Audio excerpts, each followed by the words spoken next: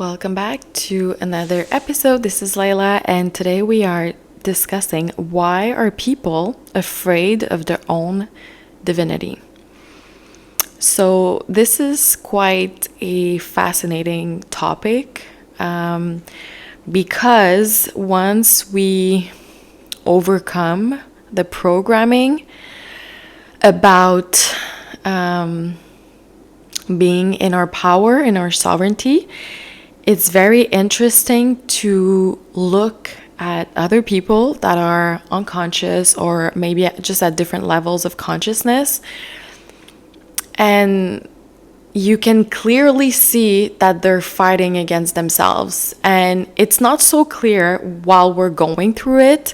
Actually, it feels like the opposite. It feels like external forces are actually controlling our reality, or it feels like, people or situations are basically distracting us from our purpose, or it feels like there's some sort of unseen force that's preventing us from, moving forward or just having the things that we want.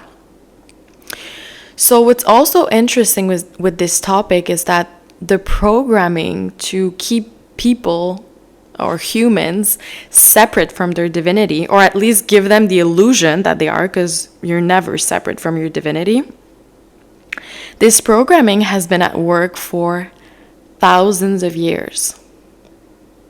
So just the fact that some of us have been able to unprogram ourselves is quite powerful when you think about it, because we've been unlearning and unprogramming thousands of years within our DNA, by the way, because we do carry our ancestral trauma and also ancestral gifts as well, which is the beauty of going through this journey. But I mean, of course, it depends on, what you've been through, but I can speak from my own experience.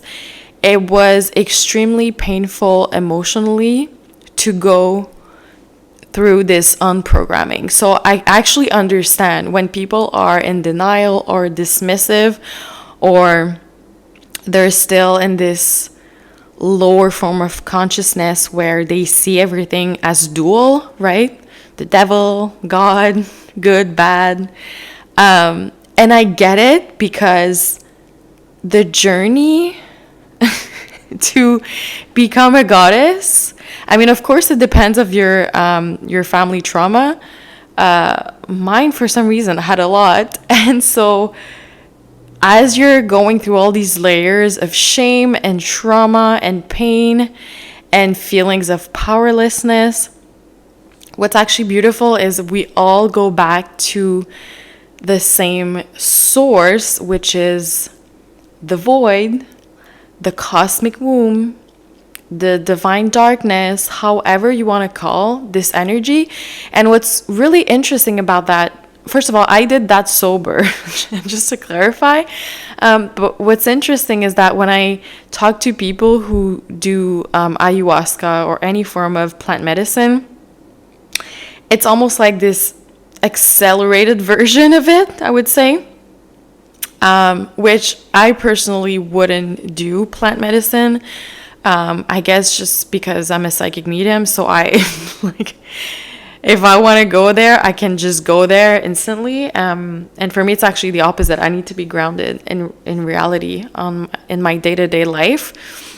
So anyway, yeah. So when people do these plant medicine rituals and these journeys, they also go into their subconscious mind, into all these unconscious layers of trauma. And every time I spoke to someone who have done those, they always tell me that they've seen Mother Nature. So however you want to call this energy, honestly, it really, doesn't matter, because we're all talking about the same thing, which is quite interesting, because even in religion, this energy is always present. There's just different names to her. And of course, in Christianity, everything is very patriarchal. So there's a patriarchal God. But whatever, it's the same energy anyway, so people can call her whatever. She does not take it badly, because she understands that there's different levels of consciousness anyway. So now, why are people afraid of their own divinity? So if most humans have gone through this programming that darkness is bad, especially if they come from a religious background, this whole programming about darkness being bad is actually the programming that keeps people, or I would say most people, away or afraid of their own power, their own divinity.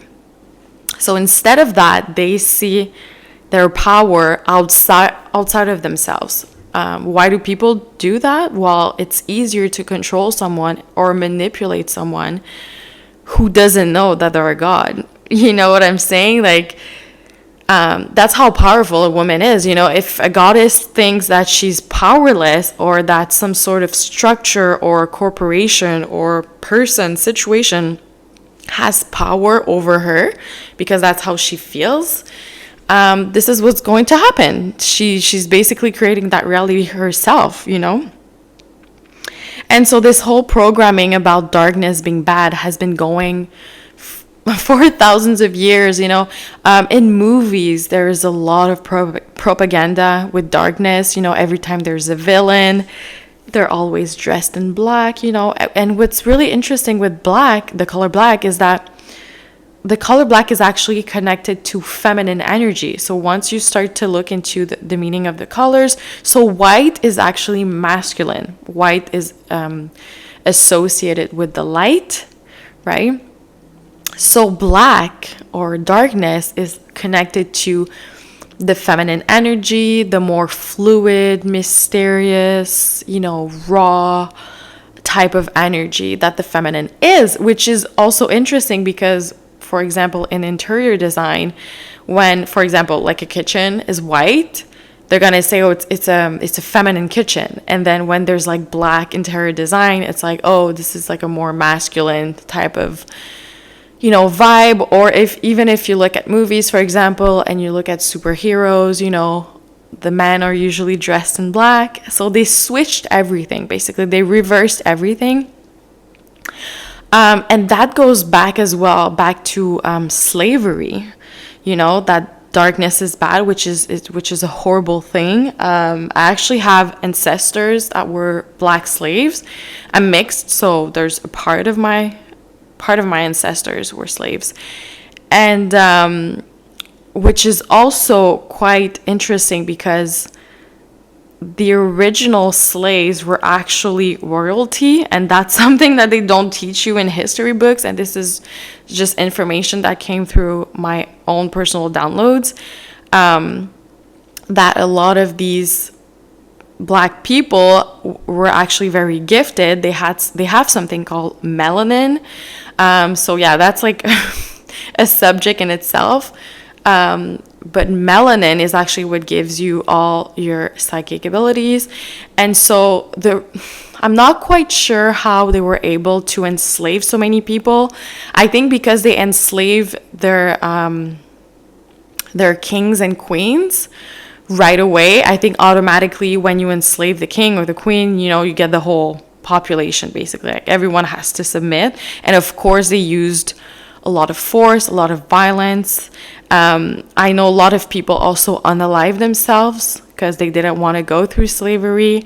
A portion, especially in the Caribbean, a portion of the slaves as well, or at least people who refused to be slaves, started practicing dark magic, which is basically the magic that I teach that's connected to your divinity, to your higher self.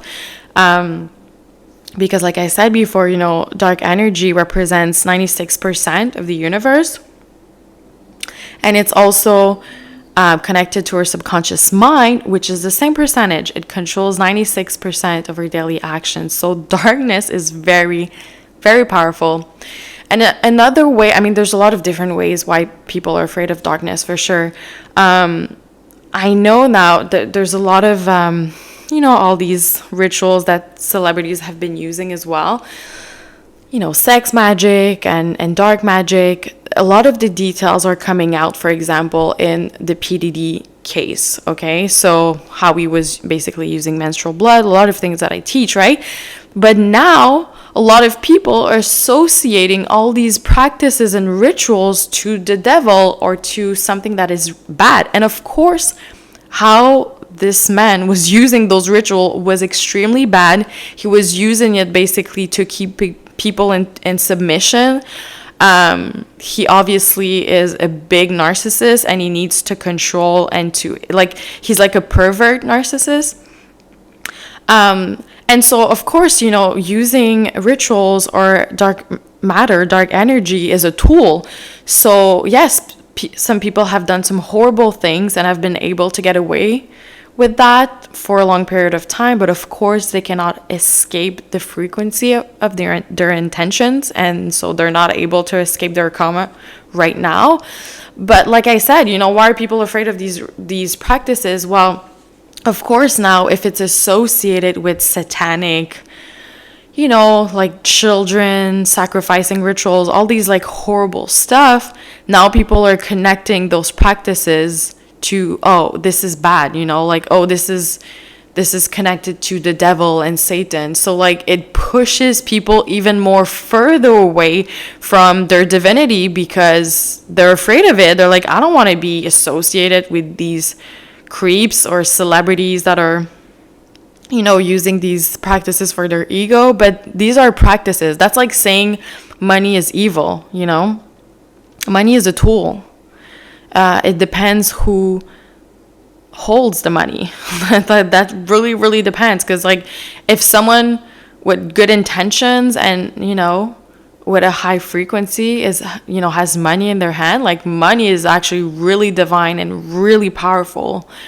But of course, if it's in the wrong hands, then we've been witnessing what's been happening. A lot of people have been exposed in the past few years. But yeah, unfortunately, the bad side of it is that a lot of people are associating these dark arts to something that is bad. And of course, people who don't know how to decode the Bible, usually what they do is they just read the Bible and they repeat it, but they don't even know what they're saying. Because once you start to decode the Bible, and by that I mean, for example, each word, like you have to decode the word, like Jesus. Like no one ever thought about decoding that word. Like what? So Jesus, for example, means to liberate. It means liberation.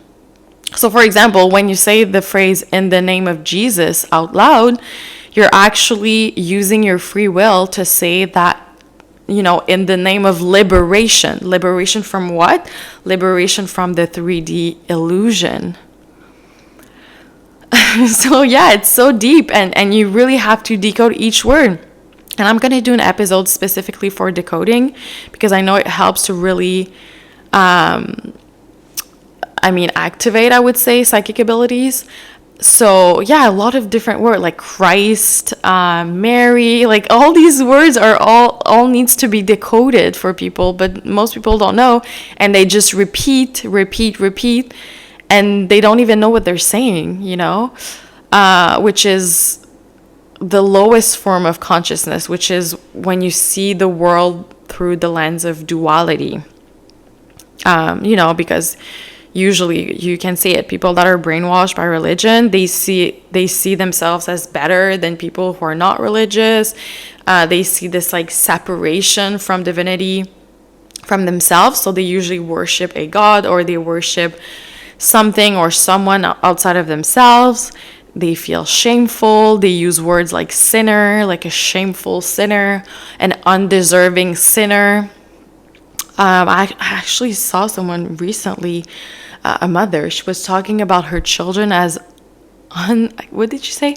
Undeserving sinners. That's how she described her children. And I was like, that's a lot of trauma to unpack when you have a mother like that. Like, that's horrible. Absolutely horrible. So yeah, of course, the answer is pretty much complex when it comes to, explaining why most people are afraid of their divinity, but I can say that it's a subconscious programming that has been going on for a very long time. So of course, no one is going to wake all at once. There's like waves of people waking up. And like I said, there has been a lot of propaganda, a lot of resources and money have been going to these psyops and psychological programming to make sure that most people don't find the truth. And of course, you know, because we're going through the great apocalypse, which when you start decoding the word apocalypse, it means the great unveiling, the great revelation. So basically the truth is being unveiled. It's not the end of the world. That's, you know, when people read apocalypse, they think, oh, it's the end of the world. But like that, again, lowest form of consciousness, they're not awake. It actually means that the truth is being told, basically. Oh my God. Yeah, that was a big episode. So let me know what you think in the comments. Like I said, I'm going to do an episode specifically for decoding. Let me know if you have any questions, and I'll see you tomorrow.